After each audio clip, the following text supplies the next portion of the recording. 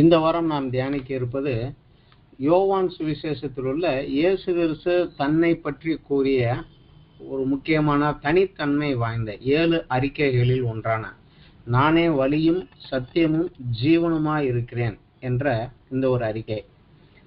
நானே என்கிற இந்த வார்த்தை பழைய ஏற்பாட்டிலே மோசேக்கு தேவன் தன்னை முச்சடியில் வெளிப்படுத்தின அந்த சம்பவத்திலே மோசே தேவனை நோக்கி ஒரு கேள்வி கேட்டான். உமது நாமம் என்ன என்று கேட்க அதற்கு தேவன் கூறிய பதில் தமிழ் வேதாகமத்தில் இருக்கிறவராகவே இருக்கிறேன் என்று வருகிறது. யாத்திராகமம் 3வது அத்தியாயம் 14வது வசனத்துல.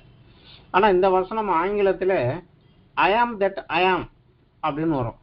இத இன்னொரு முறையில தமிழ்ல மொழிபெயர்த்தா நான் நானே அப்படிங்கிறதுதான் அதுக்கு அர்த்தம். ஆனா அதான் நமக்கு தமிழ்ல கொஞ்சம் விளக்கமாக இருக்கிறவராகவே இருக்கிறேன் அப்படின்னு கொடுத்துருக்குறாங்க. ஆங்கிலத்திலையும் மற்றதுலையும் ஐ ஆம் தட் ஐ ஆம், நான் நானே அப்படிங்கிறாரு. இதற்கு இணையானது தான் இந்த இயேசு கிறிஸ்து தன்னை குறித்து சொன்ன இந்த ஒரு அறிக்கை. நானே பிதாவாகிய தேவனோடு தன்னை இணைத்து கொண்டு தான் யார் என்று கூறுவது. இன்று நாம் சிந்திக்க இருக்கக்கூடிய இந்த அறிக்கை கூறப்பட்ட சூழ்நிலை என்ன அப்படிங்கிறத பார்த்தோம்னா தான் இந்த அறிக்கையினுடைய பின்னாடி இருக்கக்கூடிய கொஞ்சம் அதிகமான விளக்கங்கள் நமக்கு கிடைக்கும். இந்த அறிக்கை கூறப்பட்ட சம்பவம் என்ன அப்படின்னு பார்க்கணும்னா இது லூக்கா சுவிசேஷத்துல 22வது அத்தியாயத்துல வரும். 13வது வசனத்துல இருந்து லூக்கா 22ல 13ல இருந்து 22 வரைக்கும் வரும். அதாவது பஸ்கா பண்டிகைக்கு ஆயத்தம் பண்ண சீசர்களை அனுப்புகிறார். அவர்கள் போய் தங்களிடத்தில் அவர் சொன்னபடி கண்டு பஸ்காவை ஆயத்தம் பண்ணினார்கள்.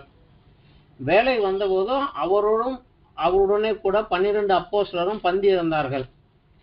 அப்போது அவர் அவர்களை நோக்கி, நான் பாடுபடுகிறதற்கு முன்னே உங்களுடனே கூட இந்த பஸ்காவை புசிக்க மிகவும் ஆசையா இருந்தேன். சீசர்களுக்கு சரியா விவரம் தெரியல. ஆனா அவர் சொல்றாரு, நான் பாடுபடும் முன்னே, அதாவது நான் சிலுவைக்கு போறதுக்கு முன்னே அப்படிங்கிறாரு. இது அவர் சிலுவை போனதுக்கு அப்புறம் தான் அவங்க எல்லாம் புரிஞ்சிருப்பாங்க. தேவனுடைய ராஜ்யத்துல இது நிறைவேறும் அளவும் நான் இனி இதை புசிப்பதில்லை என்று உங்களுக்கு சொல்லுகிறேன் அப்படிங்கிறார். இதுதான் நான் இந்த பூமியில நான் சாப்பிட்ற கடைசி சாப்பாடு. இனிமே நான் தேவனுடைய ராஜ்யத்துக்கு போயிடுவேன் அப்படிங்கிற மறைமுகமா சொல்றாரு. அப்புறம் தான் ஒரு பாத்திரத்தை எடுத்து ஸ்தோத்திரம் பண்ணி இதை வாங்கி உங்களுக்குள் பங்கிட்டு கொள்ளுங்கள் அப்படின்னு சொல்லிட்டு அந்த அப்பத்தை பிட்டு கொடுத்து பாத்திரத்தை எடுத்து ஸ்தோத்திரம் பண்ணி உங்களுக்குள்ள பங்கிட்டு கொள்ளுங்கள். தேவனுடைய ராஜ்யம் வரும் அளவும் நான் திராட்சை பழத்தை ரசத்தை பானம் பண்ணுவதில்லை என்று உங்களுக்கு சொல்கிறேன்னு சொல்றாரு. சொல்லிட்டு தான் அப்பத்தை எடுத்து ஸ்தோத்திரம் பண்ணி அதை பிட்டு அவர்களுக்கு கொடுத்து, இது உங்களுக்காக கொடுக்கப்படுகிற என்னுடைய சரீரமாய் இருக்கிறது, என்னை நினைவு கூறும்படி இதை செய்யுங்கள்ங்கிறாரு. அப்புறம் போஜனம் பண்ணின அவர் அந்தபடியே பாத்திரத்தையும் கொடுத்து, இந்த பாத்திரம் உங்களுக்காக சிந்தப்படுகிற என்னுடைய ரத்தத்தினாலான புதிய உடன்படிக்கையாக இருக்கிறது அப்படிங்கிறாரு. இது சொல்லிக்கிட்டே அடுத்த ஒரு வார்த்தை சொல்லுகிறாரு, இதோ என்னை காட்டி கொடுக்கிறவனுடைய கை என்னுடனே கூட பந்தியில் இருக்கிறது. தீர்மானிக்கப்பட்டபடியே மனுஷகுமாரன் போகிறார், ஆனால் அவரை காட்டி கொடுக்கிற மனுஷனுக்கு ஐயோ அப்படின்னு சொல்றாரு. இத முடிச்ச உடனே அடுத்தது அதுல சில எச்சரிக்கைகள் வருது. ஆனா யோவான் சுவிசேஷத்துலதான் யோவான் அப்போஸ்தலனாகிய யோவான் அந்த பந்தியில அவரோட இருந்த அந்த யோவான் அந்த சம்பவத்திலே சீசர்களோடு மாத்திரம், அதாவது யூதாஸ் காரியோத் அங்கிருந்து கிளம்பி போனதுக்கு பிற்பாடு அவரை காட்டி கொடுப்பதற்காக பிரதான ஆசாரியனை சந்தித்து எந்த இடம் நேரம் எனக்கு எவ்வளவு கொடுப்பீங்களா பேச அவர் போயிட்டாரு. அவர் போனதற்கு பிற்பாடு இயேசு கிறிஸ்து மீதமுள்ள அந்த 11 சீசர்களிடத்துல அவர்களுக்கென்று கடைசியாக சில உபதேசங்களையும் ஆலோசனைகளையும் எச்சரிப்புகளையும் கொடுக்கிறார். இது யோவான் சுவிசேஷத்துல 13, 14, 15, 16 4 சாப்டர்ல வருது. ஒரே இரவில அவர் கொடுத்த சீசர்களோடு பேசின கடைசியாக பேசின ஒரு இதை கிளியரான டீட்டெயில் யோவான் சுவிசேஷத்துல மட்டும்தான் இருக்கு. அவர் எழுதியிருக்காரு. இதை அதாவது சீசர்களோடு மாத்திரம் அவர் கொடுத்த அந்த ஒரு உபதேசம், ஒரு ஆலோசனை, ஒரு எச்சரிப்பு, இதெல்லாம் கலந்து அதுல அவர் சொல்றாரு. அவர் அது 13, 14, 15, 16 4 சாப்டர்ல வருது. அதை தொடர்ந்து 17வது சாப்டர்ல பிதாவை நோக்கி அவர் ஏறெடுத்த ஒரு ஜெபம்.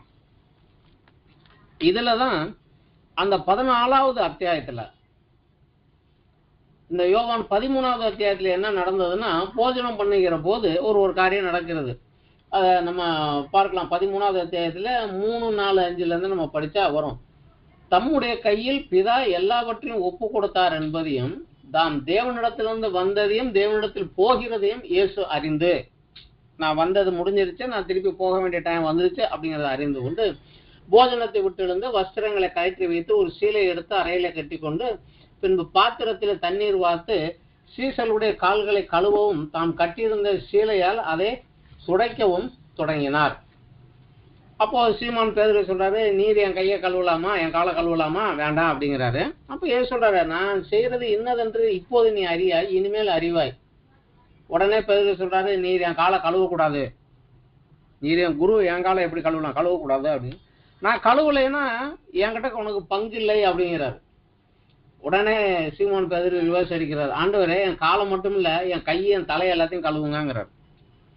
ஸோ அது அப்போ என்ன நடந்தது அப்படிங்கிறது அவங்களுக்கும் புரியல. சில காரியங்களே அவர் செஞ்சு காமிச்சிட்டு போறார்.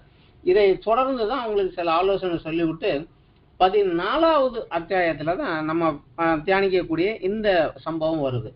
அதுல 1வது வசனத்துல இருந்து 12வது வசனம் வரைக்கும் நம்ம படிச்சோம்னா அந்த வார்த்தை சரியாக நமக்கு புரியும். அதுல சொல்லுகிறாரு, உங்கள் இருதயம் கலங்காது இருப்பதாக தேவனிடத்தில் விசுவாசமாய் இருங்கள், என்னிடத்திலும் விசுவாசமாய் இருங்கள். என் பிதாவின் வீட்டிலே அநேக வாசஸ்தலங்கள் உண்டு, அப்படி இல்லாதிருந்தால் நான் உங்களுக்கு சொல்லி இருப்பேன், ஒரு ஸ்தலத்தை உங்களுக்காக ஆயத்தம் பண்ண போகிறேன். நான் போய் உங்களுக்காக ஸ்தலத்தை ஆயத்தம் பண்ணின பின்பு நான் இருக்கிற இடத்திலே நீங்களும் இருக்கும்படி நான் மறுபடியும் வந்து உங்களை என்னிடத்தில் சேர்த்துக் கொள்வேன்.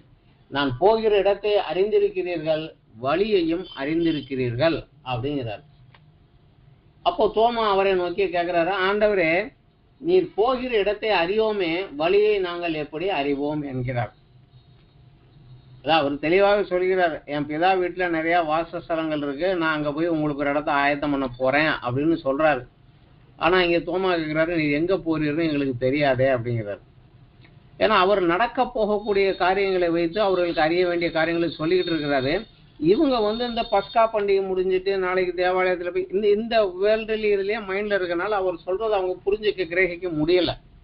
ஆனா இயேசு உயிர்த்தெழுந்ததுக்கப்புறம் எல்லாத்தையும் புரிஞ்சுக்கிட்டாங்க. அதுதான் சொல்றாரு அவரு, நீ போகிற இடத்தை அறிவோமே, வழியை நாங்கள் எப்படி அறிவோங்கிறார்.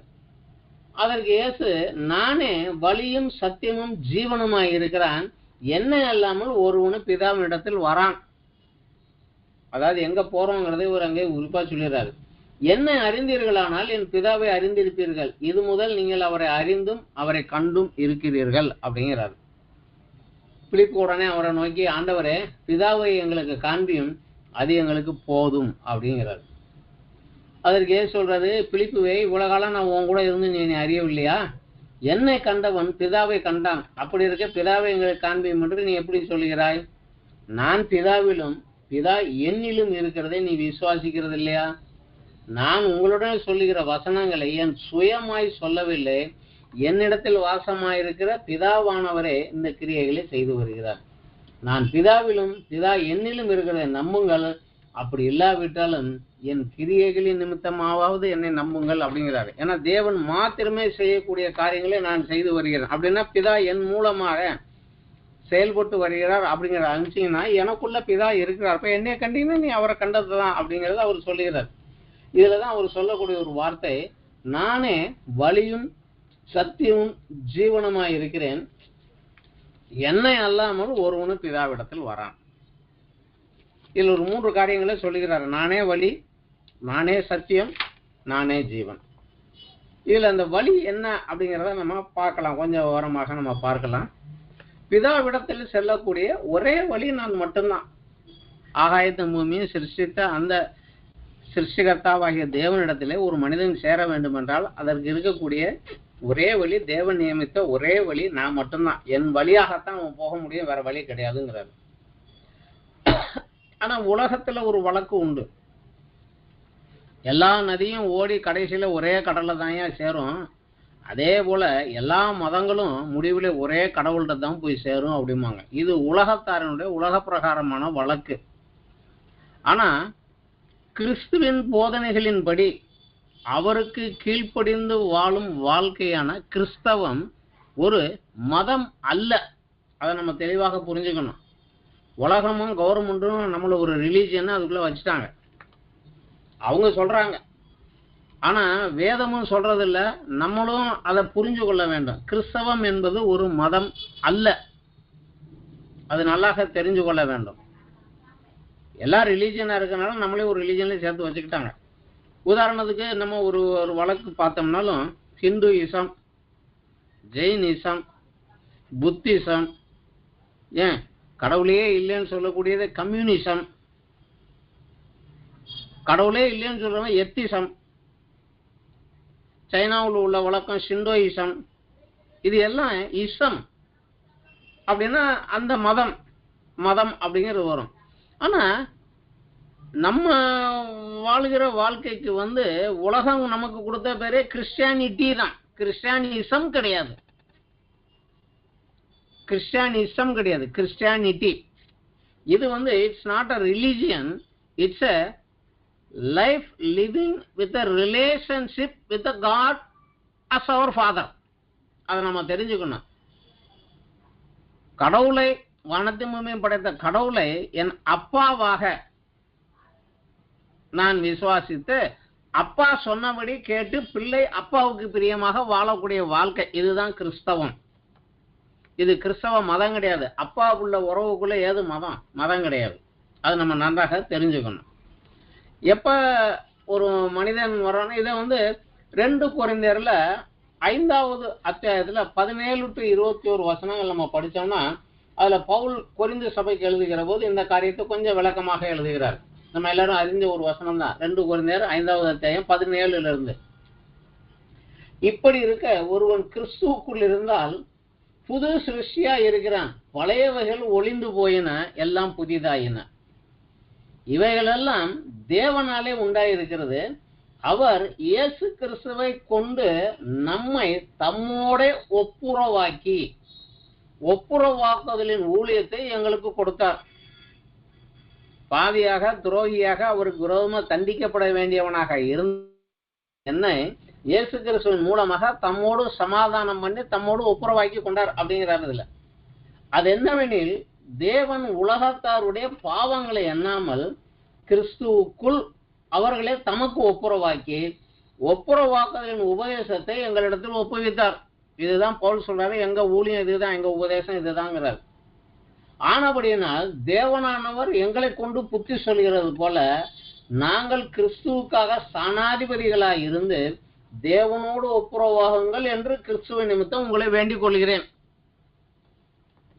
கிறிஸ்தவம் கிறிஸ்துவின் மூலமாக தேவனோடு ஒப்புரவாகுதல், சமாதானம் ஆகிறது. அவருக்கும் நமக்கும் சமாதானம். இனிமே நான் பாவியோ தண்டனைக்குரியவனோ இல்லை, அவர் என் சிருஷ்டிகர்த்தா, என்னுடைய தகப்பனாக எங்க அப்பாவாக அவரை ஏற்றுக்கொண்டு எங்க அப்பாவினுடைய குணாதிசயத்திலே எங்க அப்பாவுக்கு பிரியமான வாழ்க்கை நான் வாழுவேன். அதுதான் கிறிஸ்தவம். எப்போ ஒரு பாவியான ஒரு மனிதன் தான் தேவனுடைய கோபாக்கினைக்கு உரியவனாக இருக்கிறான்னு அறிந்து மனம் திரும்பி தேவன் கிருபையாக இயேசு கிறிஸ்துவின் மூலமாக இலவசமாக கொடுத்த பாவ மன்னிப்பை விசுவாசத்தால் சுதந்திரித்துக் கொண்டு இனி நான் பாவி அல்ல, தேவனுடைய பிள்ளை, எனவே அவருக்கு பிரியமானபடி வாழ்வேன் என்று தன் தகப்பனுடைய குணாதிசயமான பரிசுத்தம், நீதி, அன்பு இவைகளிலே அவரை போலவே நான் வாழ்வேன் என்று வாழக்கூடிய வாழ்க்கை தான் கிறிஸ்தவம். இதை இன்னும் கொஞ்சம் விளக்கமாக தீமோத்தேயுக்கு எழுதின கடிதத்திலையும் பவுல் இதை குறித்து எழுதுகிறார். 1 தீமோத்தேயுல 2வது அத்தியாயத்துல நம்ம ஒரு சில வசனங்கள் படிக்கலாம். 1 தீமோத்தேயு 2வது அத்தியாயத்துல 5-6 வசனங்கள் படிக்கலாம், 4ல இருந்தே படிக்கலாம். எல்லா மனுஷரும் ரட்சிக்கப்படவும் சத்தியத்தை அறிகிற அறிவை அடையவும் அவர் சித்தமுள்ளவராய் இருக்கிறார். அதாவது தேவன் சித்தமுள்ள என்னன்னா எல்லா மனுஷனும் ரட்சிக்கப்படணும், அவன் சத்தியத்தை அறிகிற அறிவிலே வளரணும். ரட்சிக்கப்பட்டா மட்டும் போதாது, சத்தியத்தை அறிஞ்சாதான் அந்த ரட்சிப்பின் முழுமையான ஆசீர்வாதத்தை பெற முடியும். அதனால சத்தியத்தை அறிகிறவர்கள் வளரணும். தேவன் ஒருவரே, தேவனுக்கும் மனுஷருக்கும் மத்தியஸ்தரும் ஒருவரே. தேவனுக்கும் பாவியான மனிதனுக்கும் நடுவில் நிற்கக்கூடிய மத்தியஸ்தர், 2 பேருக்குமாக மத்தியில நிற்கக்கூடிய மனிதர் ஒருவரே, எல்லாரையும் மீட்கும் பொருளாக தம்மை ஒப்பு கொடுத்த மனுஷனாகிய கிறிஸ்து இயேசு அவரே. இதற்குரிய சாட்சி ஏற்ற காலங்களிலே விளங்கி வருகிறது அப்படிங்கிறார். இதே எபிரேய நிருப ஆக்கியோனும் இந்த இது வந்து விளக்கமாக ஒரு இடத்துல சொல்லுகிறார். 8வது அத்தியாயத்துல 6வது வசனத்தில் நம்ம படிக்கலாம். இயேசு கிறிஸ்துவை குறித்து சொல்லுகிறார். இவரே விசேஷித்த வாக்குத்தத்தங்களின் பேரில் ஸ்தாபிக்கப்பட்ட விசேஷித்த உடன்படிக்கைக்கு எப்படி மத்தியஸ்தரா இருக்கிறாரோ அப்படியே முக்கியமான ஆசாரிய ஊழியத்தையும் பெற்றிருக்கிறார். அதாவது இயேசு கிறிஸ்துவை சொல்லுகிற போது தேவன் வாக்கு கொடுத்த அந்த வாக்கு தத்தங்களின் படி, விசேஷமான வாக்கு தத்தங்களின் படி, இது வேற யாருக்கும் கிடையாது, அவரை இந்த ஒரே ஒரு ஆளை குறித்து மட்டும்தான் சொன்ன அந்த வாக்கு தத்தம். அது மாத்திரமல்ல, விசேஷமான ஒரு உடன்படிக்கை. இதைத்தான் நம்ம புதிய உடன்படிக்கை அப்படிங்கிறோம். இந்த உடன்படிக்கைக்கு மத்தியஸ்தராக அவர் நிற்கிறார். இவர் ஒருத்தர் தான் அப்படின்னு சொல்லுகிறார். அதனாலதான் இயேசு சொல்லுகிறாரு, நானே வழி, என்னை அன்றி ஒருவரும் பிதாவிடத்தில் வரான். ஏன்னா தேவன் என்னை நியமித்து என்னை அனுப்பினாரு, நான் ஒருத்தன் தான் வழி, என்னை விட்டா வேற வழி கிடையாது அப்படிங்கிறார். இத பழைய ஏற்பாட்டு புஸ்தகங்களிலும் தெளிவாக இல்லை, ஆனா சில காரியங்கள் இந்த வழி என்பதை குறித்து சில காரியங்கள் வந்து தீர்க்கதரிசிகள் மூலமாக தேவன் கொஞ்சம் கொஞ்சமாக சொல்லி இருக்கிறார். அதுல சில காரியங்கள் பார்க்கணும்னா ஏசாயாவுடைய புஸ்தகத்துல நம்ம பார்த்தா, ஏசாயாவுடைய தீர்க்கதரிசிகள் பார்த்தா 35வது அத்தியாயத்துல நம்ம பார்த்தோம்னா சில வார்த்தைகள் அங்க சொல்லுகிறார். 4வது வசனத்துல இருந்து, மனம் பதறுகிறவர்களை பார்த்து நீங்கள் பயப்படாதிருங்கள், திடன் கொள்ளுங்கள், இதோ உங்கள் தேவன் நீதியை சரிக்கட்டவும் உங்கள் தேவன் பதிலளிக்கவும் வருவார், அவர் வந்து உங்களை ரட்சிப்பார் என்று சொல்லுங்கள். அப்போது குருடரின் கண்கள் திறக்கப்பட்டு செவிடரின் செவிகள் திறவுண்டு போகும், முடவன் மானை போல குதிப்பான், ஊமையன் நாவும் கெம்பீரிக்கும். அவர் வந்து இதெல்லாம் செய்யற போது இதெல்லாம் நடக்குங்கிறார். அதான் இயேசு கிறிஸ்து அற்புதங்களாக குருடரின் கண்ணை திறந்தாரு, செவியை திறந்தாரு, முடமானவனை எழுந்து நடக்க விட்டாரு. இந்த காரியங்கள்லாம் செஞ்சு இந்த வார்த்தையில சொல்லப்பட்ட அந்த தேவன், அந்த ரட்சிக்க வந்திருக்க ரட்சகர் நான் தாங்கிறது ப்ரூவ் பண்ணி காமிச்சார். அது தொடர்ந்து வருகிறது. வனாந்தரத்தில தண்ணீர்களும் கடுவெளியிலே ஆறுகளும் பாய்ந்தோடும், வெட்டாந்தர தண்ணீர் தடாகமும் வறண்ட நிலம் நீரூற்றுகளுமாகும், வலு சர்ப்பங்கள் தாபரித்து கிடந்த இடங்களிலே புல்லும் குறுக்கையும் நாணலும் உண்டாகும், அங்கே பெரும் பாதையான வழியும் இருக்கும், அது பரிசுத்த வழி எண்ணப்படும், தீட்டுள்ளவன் அதிலே நடந்து வருவதில்லை. அந்த வழியிலே நடக்கிறவர்கள் பேதையராய் இருந்தாலும் திசை கட்டு போவதில்லை. இதைத்தான் இயேசுன்னு சொன்னாரு, என் ஆடுகள் என் சத்தத்தை கெடுக்கும், என் ஆடுகள் வந்து என் கையிலிருந்து ஒருவனும் பறித்து கொள்ள முடியாது, ஏனென்றால் நானும் பிதாவும் ஒன்றாக இருக்கிறோம், என் கையிலிருந்து பிதா கையிலிருந்து யாரும் உங்களை பறித்து கொள்ள முடியாது அப்படின்னு அவர் அங்க இதே தான் வேற ஒரு வகையில அங்க சொல்றாரு அவர். இதில் 9வது வசனம், அங்கே சிங்கம் இருப்பதில்லை, துஷ்ட மிருகம் அங்கே போவதும் இல்லை, அங்கே காணப்படவும் மாட்டாது, மீட்கப்பட்டவர்களே அதில் நடப்பார்கள் அப்படிங்கிறார். ஸோ ஒரு பெரும் பாதையான ஒரு வழி இருக்கும், அந்த வழியில மீட்கப்பட்டவர்கள் மாத்திரம்தான் வருவாங்க அப்படிங்கிறார். இதைத்தான் இயேசு கிறிஸ்துவும் சொன்னார். இதே இது 43வது ஏசாயா 43லயும் ஒரு சில வசனங்கள் உண்டு, 18 to 21 வரைக்கும். முந்தியனவைகளை நினைக்க வேண்டாம், பூர்வமானவைகளை சிந்திக்க வேண்டாம், இதோ நான் புதிய காரியத்தை செய்கிறேன், அது இப்பொழுதே அது தோன்றும், நீங்கள் அதை அறியீர்களா? நான் வனாந்திரத்திலே வழியையும் அவாந்திர வெளியிலே ஆறுகளையும் உண்டாக்குவேன். நான் வனாந்திரத்துல வழியை உண்டாக்குவேன். அதன் சார்பாகத்தான் வனாந்திரத்துல வந்து யோவான் ஸ்நானகன் வந்து தேவனுடைய வார்த்தையை அறிவித்தான். மனம் திரும்புங்கள், பரலோக ராஜ்யம் சமீபமாயிருக்கிறத, மனம் திரும்புங்கள் அங்க வாங்கடா அப்படின்னு சொல்லி அறிவித்தார். வனாந்திரத்துல நான் வழியை உண்டாக்குவேன் அப்படின்னாரு. அதை தொடர்ந்துதான் சொல்றாரு, நான் தெரிந்து கொண்ட என் ஜனத்தின் தாகத்துக்கு வனாந்திரத்தில் தண்ணீர்களும் அவாந்திர வழியில் ஆறுகளையும் உண்டாக்குவதால் காட்டு மிருகங்களும் வலு சர்ப்பங்களும் கோட்டான் குஞ்சுகளும் என்னை கணமுன் இந்த ஜனத்தை எனக்கென்று ஏற்படுத்தினேன், இவர்கள் என் துதியை சொல்லி வருவார்கள். நான் ஒரு வழியை உண்டாக்குவேன் அப்படின்னு. அந்த வழி யாரு? அதைத்தான் இயேசு சொல்லுகிறாரு, நானே அந்த வழி. என் மூலமாக நீ வந்தேன்னா தான் பிதா கிட்டக்க போக முடியும். எனக்கும் உனக்கும் ஒரு தொடர்பு இல்லை, என்கிட்டக்க நீ வரலைன்னா அந்த வழிக்குள்ள அந்த ஆசீர்வாதத்தை நீ பெற முடியாது அப்படிங்கிறார். நீதிமொழிகள் புஸ்தகத்திலையும் சில குறிப்புகள் இதை குறித்து ஒன்று உண்டு. நீதிமொழிகள் 8வது அத்தியாயம், இதற்கு இணையானது யோபுனுடைய 28.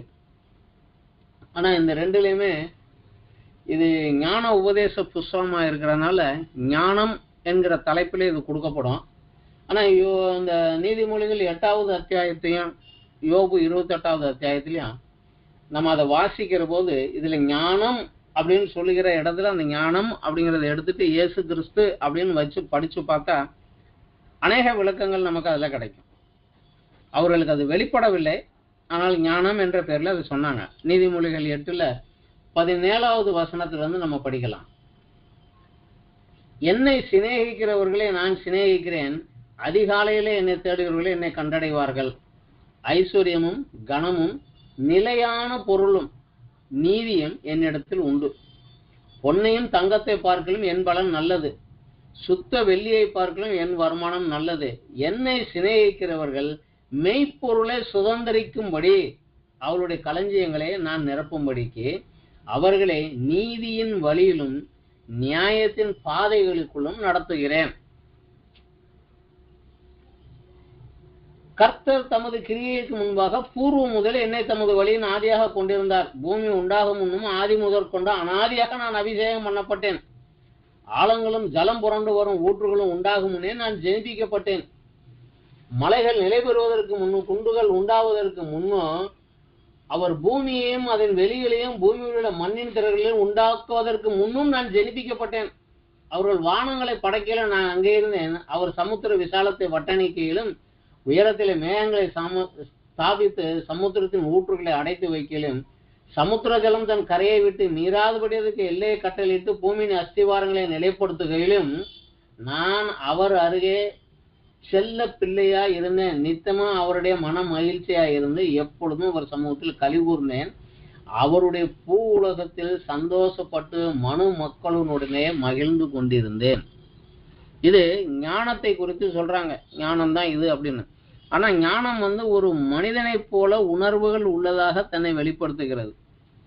ஆனா குறிப்பாக நமக்கு 1 கொரிந்தியர் 1வது அத்தியாயத்துல 31வது வசனத்துல பவுல் இப்படியாக முடிக்கிறார், அவரே நமக்கு ஞானமும் நீதியும் மீட்பும் பரிசுத்தமும் ஆனார்.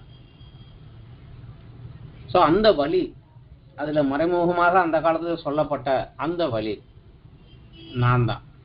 என்னைய விட்டா பிதாவாகிய தேவனிடத்தில் வருவதற்கு வேற வழி இல்லை அப்படிங்கிறது தான் இவருங்க சொல்லுகிறாரு, நானே வழி. அடுத்தது நானே சத்தியம் என்கிறார்.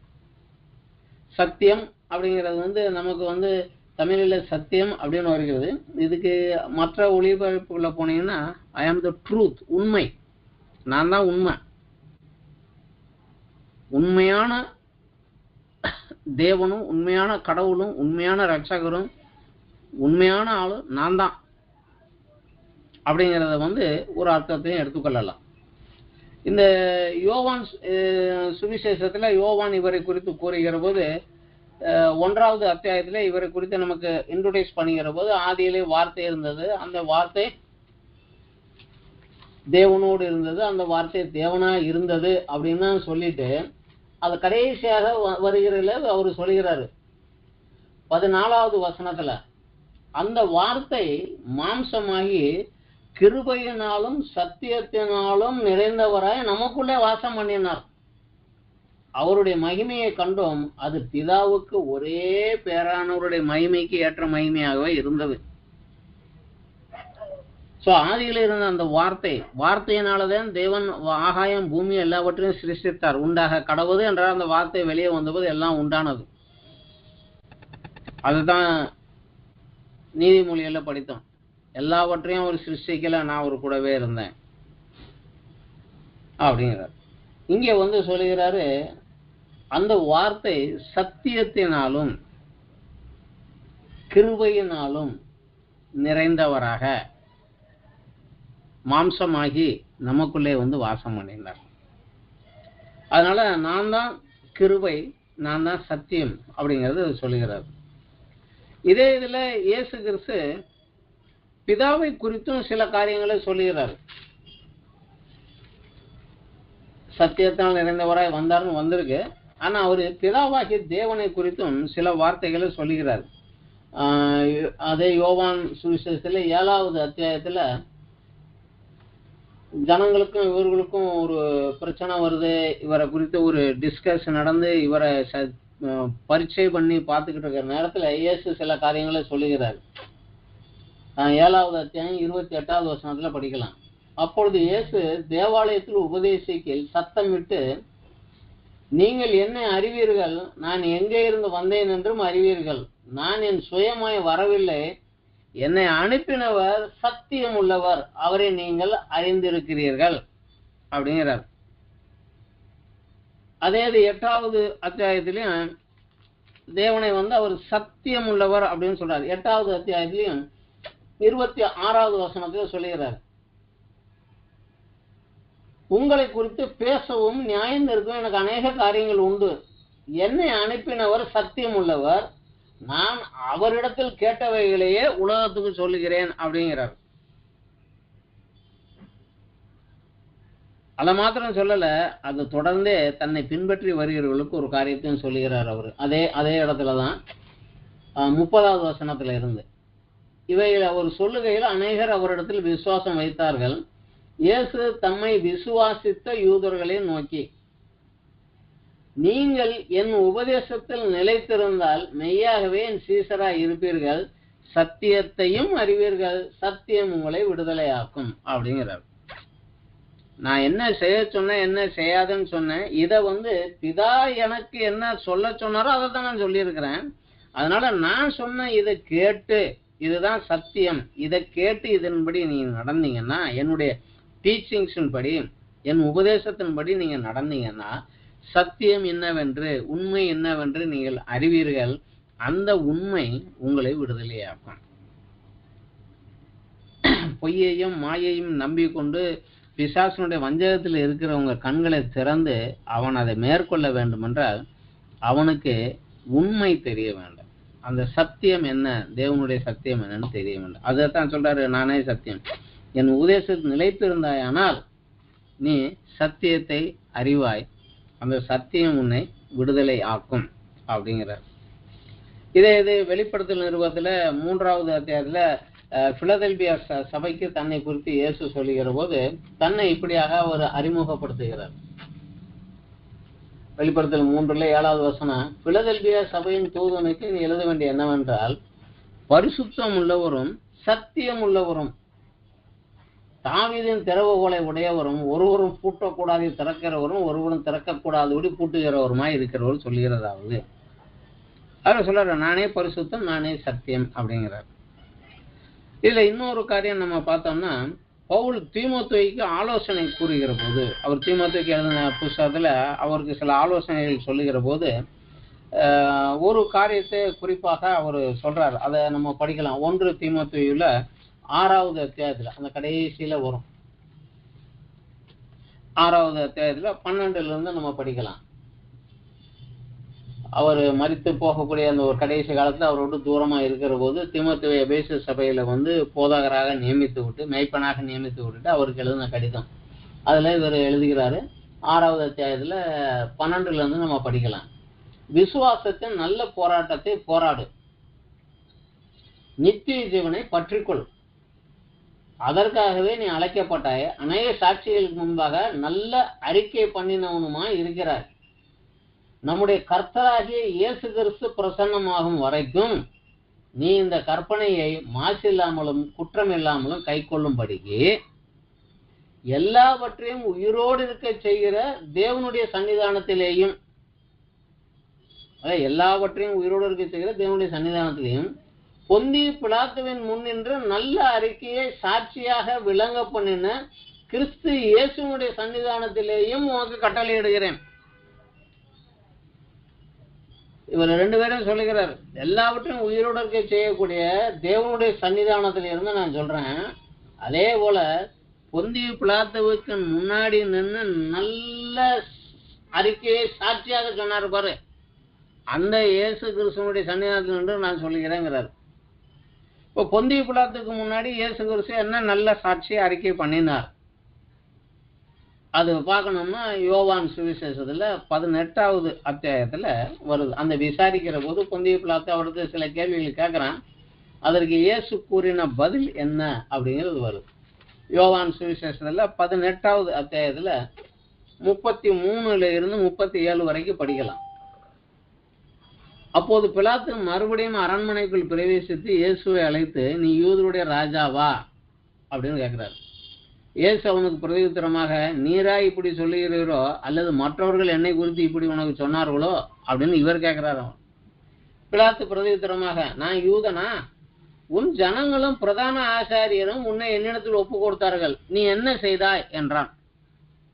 இயேசு அதுக்கு பிரதியுத்தரமாக, என் ராஜ்யம் இவ்வுலகத்துக்குரியதல்ல. என் ராஜ்யம் உலகத்துக்குரியதானால் நான் யூதரிடத்தில் ஒப்பு கொடாதபடிக்கு என் ஊழியக்காரர் போராடி இருப்பார்களே. இப்படி இருக்கிற என் ராஜ்யம் இவ்விடத்திற்குரியது அல்ல அப்படிங்கிறார். அப்போது பிலாத்து அவரை நோக்கி, அப்படியானால் நீ ராஜாவோ என்றார்.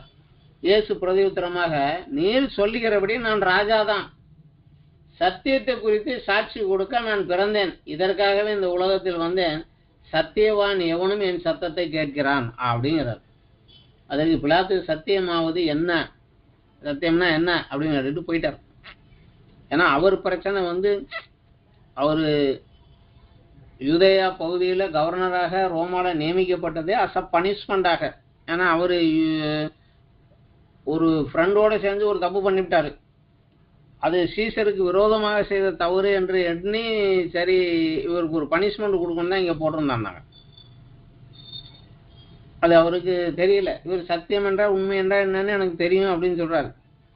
இது தொடர்ந்தே வரக்கூடிய காரியத்துல தான் அடுத்த அத்தியாயத்துல 19வது அத்தியாயம் அவர் இவர் மேல குற்றம் இல்லை, இவர் எப்படியாவது விடுவிச்சிடணும்னு சொல்லி பனிஷ்மெண்ட் எல்லாம் கொடுத்துட்டு யூதர்களை திருப்திப்படுத்துறதுக்கு அவருக்கு பனிஷ்மெண்ட் எல்லாம் கொடுத்துட்டேன்ப்பா, அவரை நான் விட்டுறேன்ப்பா அப்படின்னு சொல்றாரு. திருப்பி 19வது அத்தியாயத்துல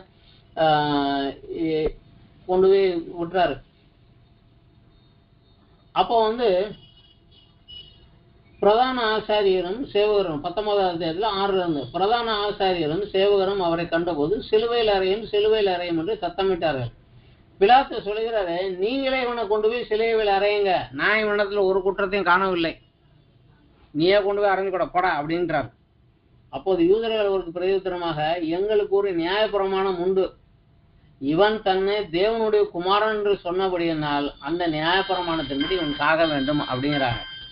பிலாத்து இந்த வார்த்தையை கேட்டபோது அதிகமாக பயந்து, ஏன்னா இதுக்கு முன்னாடி தான் மத்தேயு சுவிசேஷத்துல அந்த வார்த்தை வரும். 27வது அத்தியாயம் 19வது வசனத்துல பிலாத்துனுடைய மனைவி ஆள் அனுப்பி சொல்லி விடுகிறார், அந்த நீதிமானுக்கு விரோதமாக எதுவும் செய்யாத, நேற்று ராத்திரி சொப்பனத்தில் அவர் நிமித்தம் வெகு பாடுபட்டேன், அந்த ஆளுக்கு விரோதமாக எதுவும் செய்யாதேன்னு சொல்லி அவர் மனைவி ஒரு ஆள் மூலமா அனுப்பி வர சொல்லி விட்டுருந்தாங்க. இப்போ இவங்க சொல்றாங்க, அவர் ஏற்கனவே சொன்னாரு, நான் பரலோகம் வந்தேன், யாராச்சும் அங்க அப்படின்னு சொல்றாரு. இங்க இவங்களும் சொல்றாங்க, தேவனுடைய குமாரன்னு சொன்னான், அதனால இவனை கொல்லணும் அப்படிங்கிறாங்க. இவர் பயந்து போய் திருப்பி ஓடியாடுறாரு. மறுபடியும் பிலாத்து அரண்மனைக்குள்ள போய் இயேசுவை நோக்கி, நீ எங்கே இருந்து வந்தவன் என்றான். அதற்கு இயேசு மாறுத்தரம் ஒன்றும் சொல்லவில்லை.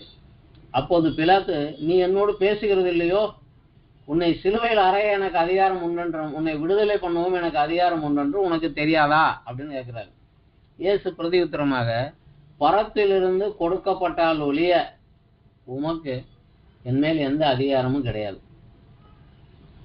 அங்கிருந்து உமக்கு பெர்மிஷன் கொடுத்தாதே நீர் எனக்கு விரோதமா எதுவும் செய்ய முடியும், அதனால அந்த பெர்மிஷனை நான் ஒத்துக்குவேன், ஒன்னால இல்லை ஒன்றும் கிடையாது சொல்லிட்டு அதோட ஒரு ஹின்ஸ் சொல்லிடுது. ஆனபடியினால் என்னை உம்மிடத்தில் ஒப்பு கொடுத்தவனுக்கு அதிக பாவம் உண்டு, நீ செய்யறது நியாயமாய் செய்யல, நீ உன்னைய காப்பாத்திக்கிறதுக்கு என்னை பழி கொடுக்க போற தெரியும், அது உண்மையிலே சுமத்தப்படுகிற குற்றம், ஆனா என்னை கொண்டாந்து உன்கிட்ட ஒப்பு கொடுத்தா பார்த்தியா, அவனுக்கு தான் உன்னை விட அதிக பாவம் உண்டு, அதிக பனிஷ்மெண்ட் உண்டு அப்படின்னு அவர் சொல்றாரு. ஸோ அவர் அங்க தெளிவாக சொல்லுகிறார், பிதாவினுடைய ஆளுகையின் கீழாக நிற்கிறேன், அவருடைய திட்டமிட்டபடி அவருடைய அனுமதியின்படி தான் எதுவும் என் வாழ்க்கையிலே நடக்கும். அவரை மீறியோ அவருக்கு விரோதமா எதுவும் நடக்காது. அவரை அனுமதித்து நடந்தார், அதை ஏற்றுக்குவேன். அந்த இடத்துல தெளிவாக அன்றைய தினத்துல அந்த ஹை அபிஷியல் அவர் தான். அவருக்கு முன்னே சொல்லிட்டாரு, நான் அந்த உலகத்துக்கு ராஜாயா, இந்த உலகத்துக்கு கிடையாதுன்னு தெளிவாக உண்மையை அறிக்கை பண்ணினார். சத்தியத்தை சத்தியமாக அங்க சொன்னார். யோவானும் நமக்கு அவருடைய நிறுவங்களிலே ஒரு ஆலோசனை சொல்லுகிறார். 1 யோவான் புஸ்தகத்துல 5வது அத்தியாயத்துல 20வது வசனம், அன்றியும் நாம் சத்தியம் உள்ளவரை அறிந்து கொள்வதற்கு தேவனுடைய குமாரன் வந்து நமக்கு புத்தியை தந்திருக்கிறார் என்று அறிவோம். அவருடைய குமாரனாகிய இயேசு கிறிஸ்து எனப்பட்ட சத்தியம் உள்ளவருக்குள்ளும் இருக்கிறோம். இவரே மெய்யான தேவனும் நித்திய ஜீவனுமா இருக்கிறார். அந்த சத்தியம் உள்ள தேவனை அறிவதற்காக அவருடைய குமாரனை அனுப்பினாரு. அவர் வந்து நமக்கு சத்தியத்தும் உண்மையான தேவனை நமக்கு வெளிப்படுத்தினாருங்கிறார். இன்னொரு இயேசு சொல்லுகிறார், என்ன இல்லாமல் ஒருவனும் பிதாவிடத்துல வரமாட்டான், பிதாவை அறியான். குமாரன் எவனுக்கு பிதாவை வெளிப்படுத்த சித்தமா இருக்கிறாரோ அவர் மாத்திரமே பிதாவை அறிய முடியும் அப்படின்னு ஒரு இடத்துல சொல்றாரு. ஸோ சத்தியம் உள்ள உண்மையான ஆகாயத்து பூமியும் படைத்த தேவன் யார் என்று அறிந்து கொள்ள வேண்டும் என்றால் அதுக்கு என் மூலம்தான் நீங்க வந்தாகணும். நான் தான் வழி, நான் சொல்றதுதான் சத்தியம்.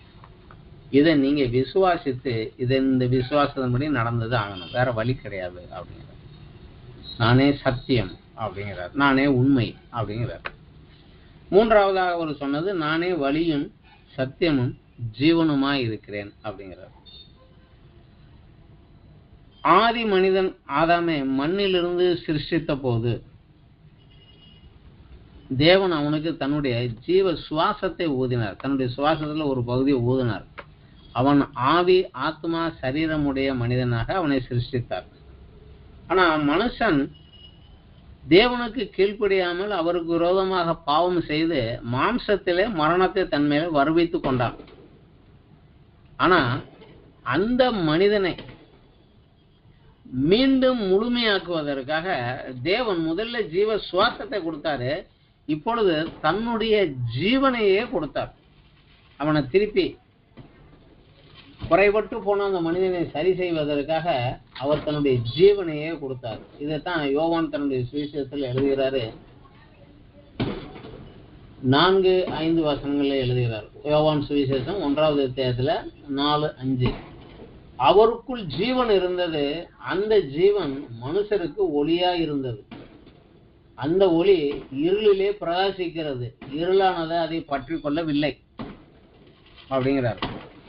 அவருக்குள்ள ஜீவன் இருந்தது அப்படிங்கிறார். இயேசு கிறிஸ்துவும் இதை குறித்து சொல்கிறார். நமக்கு தெரிஞ்சதுதான். யோவான் 10வது அத்தியாயத்துல 10-11 வசனத்துல சொல்கிறார் அவர், நான் அவைகளுக்கு ஜீவன் உண்டாயிருக்கவும் அந்த ஜீவன் பரிபூரணப்படவும் வந்தேன் அப்படிங்கிறார். நம்ம எல்லாம் தெரிஞ்சதான். நானே அவைகளுக்கு ஜீவன் உண்டாயிருக்கும், அது பரிபூரணப்படவும் வந்தேன். நானே நல்ல மேய்ப்பன் ஆடுகளுக்காக தன் ஜீவனையும் கொடுக்கிறான் அப்படின்னு சேர்த்து சொல்றாரு.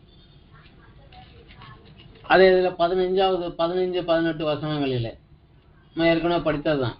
நான் என்னுடையவைகளை அறிந்தும் என்னுடையவைகளால் அறியப்பட்டும் இருக்கிறேன், ஆடுகளுக்காக என் ஜீவனையும் கொடுக்கிறேன். இந்த தொழுவத்தில் உள்ளவைகள் அல்லாமல் வேற ஆடுகளும் எனக்கு உண்டு, அவைகளை நான் கொண்டு வர வேண்டாம். அவைகளின் சத்தத்துக்கு செவி கொடுக்கும், அப்போது ஒரே மந்தையும் ஒரே மேய்ப்பனும் ஆகும்.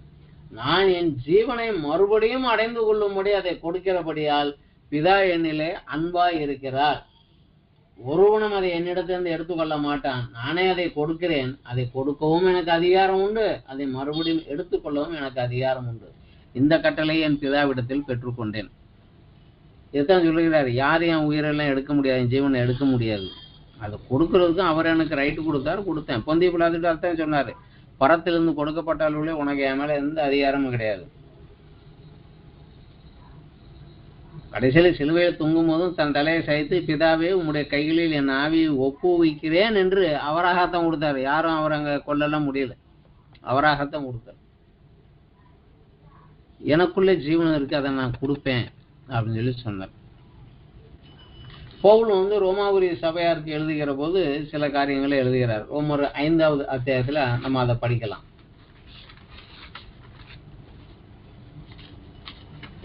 ரோமர் 5ல 12 to 17 வசனங்கள் வரைக்கும் படிக்கலாம்.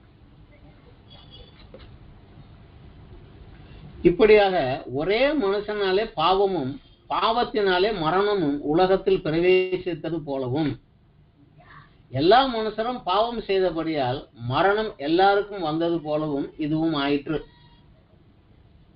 இது எதை சொல்லுகிறாருன்னா 10வது வசனத்துல நம்ம படிக்கலாம். நாம் தேவனுக்கு சத்துருக்களாய் இருக்கையில் அவர் குமாரனின் மரணத்தினாலே அவருடனே ஒப்புரவாக்கப்பட்டோம்.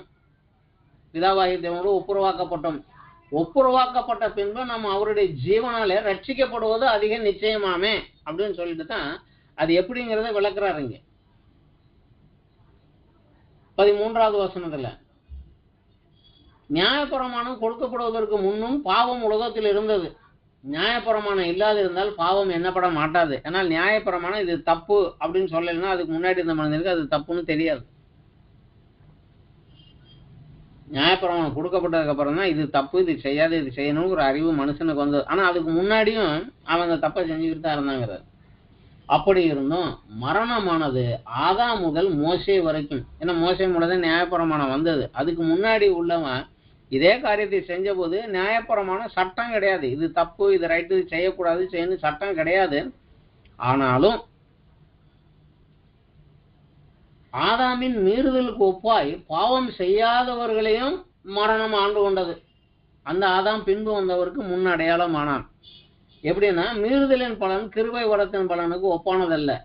ஒருவனுடைய மீறுதலினாலே அநேகர் மரித்திருக்கிற தேவனுடைய கிருபையும் இயேசு கிறிஸ்து என்னும் ஒரே மனுஷனுடைய கிருபையினாலே வரும் ஈவும் அநேகர் மேல் அதிகமாக பெருகி இருக்கிறது. மேலும் ஒருவன் பாவம் செய்தனால் உண்டான தீர்ப்பு தேவன் அருளும் ஈவுக்கு ஒப்பானதல்ல. அந்த தீர்ப்பு ஒரே குற்றத்தின் நிமித்தம் ஆக்கினைக்கு ஏதுவாயிருந்தது. கிருபை வரமோ அநேக குற்றங்களை நீக்கி நீதி விளங்கும் தியாய தீர்ப்புக்கு ஏதுவாய் இருக்கிறது.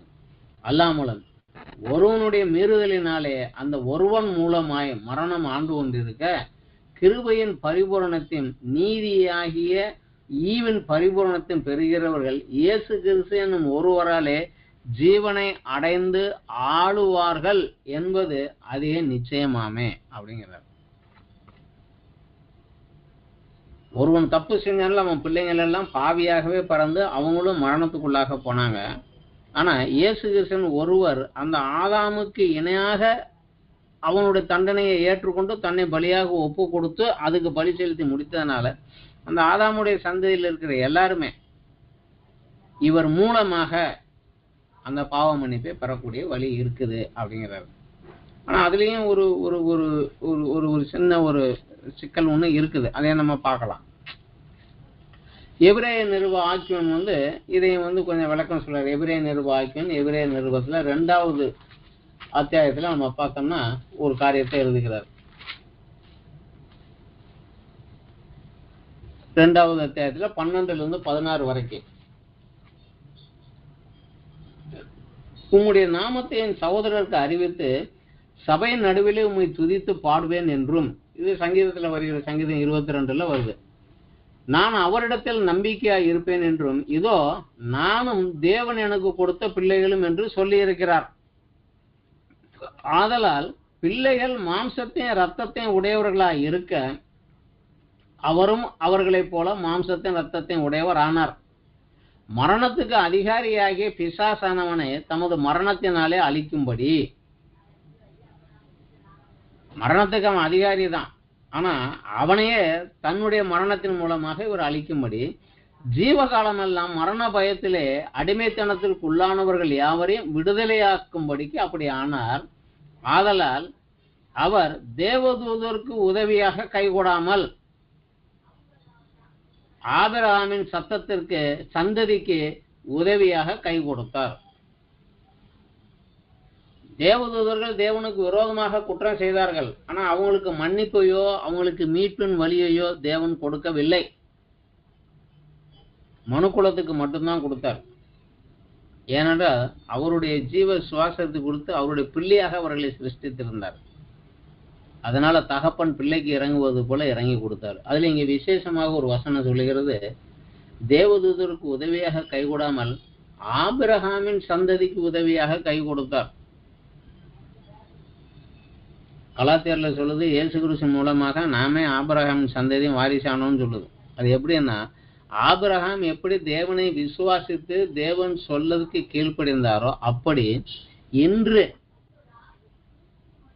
இயேசு கிறிஸ்துவை விசுவாசித்து அவர் சொன்ன சத்தியத்துக்கு கீழ்ப்படுகிற நமக்குத்தான் ஆசீர்வாதத்தை கொடுக்கிறார். ஆதாமுடைய சந்ததி எல்லாருக்கும் அது உண்டுதான். ஆனா அதை விசுவாசித்து ஏற்றுக்கொள்கிறவனுக்கு மாத்திரம்தான் இந்த ஜீவன் உள்ள கிடைக்கும். அதனால தான் இயேசு சொல்லுகிறார், நானே வழியும் சத்தியமும் ஜீவனுமா இருக்கிறேன். நான் தான் வழி, என்கிட்ட வா, நான் சொல்றதை கேளு, விளங்கி கற்றுக்கோ, இதுல நடந்து வா, அந்த ஜீவனை நீ பெற்றுக்கொள்வாய், என் ஜீவனை நீ பெற்றுக்கொள்வாய் அப்படிங்கிறது. இதே 1 யோவானிலையும் 5வது அத்தியாயத்துல யோவான் நமக்கு எழுதுகிறார் 11-13 வசனத்துல, தேவன் நமக்கு நித்திய ஜீவனை தந்திருக்கிறார், அந்த ஜீவன் அவருடைய குமாரனில் இருக்கிறது என்பதே அந்த சாட்சியாகும். குமாரனை உடையவன் ஜீவனை உடையவன், தேவனுடைய குமாரன் இல்லாதவன் ஜீவன் இல்லாதவன். உங்களுக்கு நித்திய ஜீவன் ஒன்றென்று நீங்கள் அறியவும், தேவகுமாரனுடைய நாமத்தில் நீங்கள் விசுவாசமாய் இருக்கவும், தேவகுமாரனுடைய நாமத்தின் மேல் விசுவாசமாய் இருக்கிற உங்களுக்கு இவைகளை எழுதியிருக்கிறேன் அப்படிங்கிறார். நீங்க விசுவாசமா இருங்கப்பா, ஏற்கனவே விசுவாசமா இருக்கிறவங்களுக்கு இருக்கிறேன், இன்னும் அந்த விசுவாசத்தை தொடர்ந்து பிடிச்சுக்கிட்டே போங்க, அவருக்குள் உங்களுக்கு நித்திய ஜீவன் உண்டு. அது எந்த ஜீவன்? மரணத்திலிருந்து ஜெயித்து உயிர்த்தெழுந்த அந்த இயேசு கிறிஸ்துவினுடைய ஜீவன் உங்களுக்குள்ள இருக்குது. ஆகவே ஏற்கனவே அந்த மரணம் ஜெயிக்கப்பட்டு போயாச்சு. அவர் வருகையிலே இந்த இந்த சரீரம் மறுரூபமாய் மேல போக, நீ மரித்து அடக்கம் பண்ணப்பட்டிருந்தாலும் உயிரோட இருந்துச்சு வந்துடுவ. அதனால அதை பத்தி எல்லாம் கவலைப்படாத, அந்த நித்திய ஜீவன் உங்களுக்குள்ள இருக்குது அப்படிங்கிறார். கடைசியாக ஒரு காரியம், வேதம் ஒரு சில காரியங்களை நமக்கு சொல்லுது. இது இந்த சப்ஜெக்டோட இல்லை, ஆனால் நம்ம தெரிந்து கொள்ள வேண்டிய ஒரு சமாச்சாரம். சங்கீதம் 8 வசனம் 3 ஒரு பகுதி சொல்லுது இப்படியாக, அந்த சராசரங்களையும் உருவாக்குவதற்கு தேவன் உபயோகித்த வல்லமை என்ன அப்படிங்கிறது இது சொல்லுது. சங்கீதம் 8 வசனம் 3, உமது விரல்களின் கிரியையாகிய உம்முடைய வானங்களில் நீர் சாபித்த சந்திரனின் நட்சத்திரங்களை நான் பார்க்கும் போது அப்படிங்கிறார். பரிசுத்த ஆவியால் நிரம்பி தாவீது சொன்னதுதான், இந்த வானம் பூமி சந்திரன் எல்லாம் படைத்ததும் உங்களுடைய விரல்களின் கிரியை தான். அது அவ்வளவுதான். விரலை வச்சு நம்ம என்ன காரியம் செய்யணும்? நாங்கள் அந்த காலத்துல நாங்கள் சொல்லுவோம், அந்த சுவிட்சு போர்டில் சுவிட்சை ஆன் பண்ணுவோம், லைட்டை ஆன் பண்ணுவோம், ஆஃப் பண்ணுவோம், ஃபேனு சுவிட்சை போடுவோம். இதுதான் நம்ம விரல்ல செஞ்ச கிரியை. இன்னைக்கு எல்லாரும் மொபைலில் இந்த விரலை விட்டுட்டு பெரு விரலை நோண்டிக்கிட்டே இருக்கிறாங்க. விரலின் கிரியை அவ்வளோதான். அதுக்கு என்ன பலன் வேணுமோ, அதுக்கு என்ன சாமர்த்தியம் வேணுமோ அவ்வளோதான் பண்ணிட்டு இருந்தாங்க. ஆனா அதே சமயம் சங்கீதம் 136 அதுல ஒரு வார்த்தை வருது, 10-12, எகிப்தியருடைய தலைச்சான்களை சங்கரித்தவரை துதியுங்கள், அவர் கிருபை என்றும் உள்ளது, அவர்கள் நடுவில் இருந்து இஸ்ரவேலை புறப்பட பண்ணினவரை துதியுங்கள், அவர் கிருபை என்றும் உள்ளது, பலத்த கையினாலும் ஓங்கிய புயத்தினாலும் அதை செய்தவரை துதியுங்கள், அவர் கிருபை என்றும் உள்ளது. அந்த இஸ்ரவேலரை பார்வோனுடைய அடிமைத்தனத்திலிருந்து, இருளின் ஆதிக்கத்திலிருந்து விடுவிப்பதற்கு தேவன் உபயோகித்த பலன் தம்முடைய பலத்த கையினாலும் ஓங்கிய புயத்தினாலும். முதல்ல சிருஷ்டிப்புக்கு அவர் விரலின் கிரியை, அவ்வளவுதான் அவருக்கு ஃபோர்ஸ் யூஸ் பண்ண வேண்டியிருந்தது.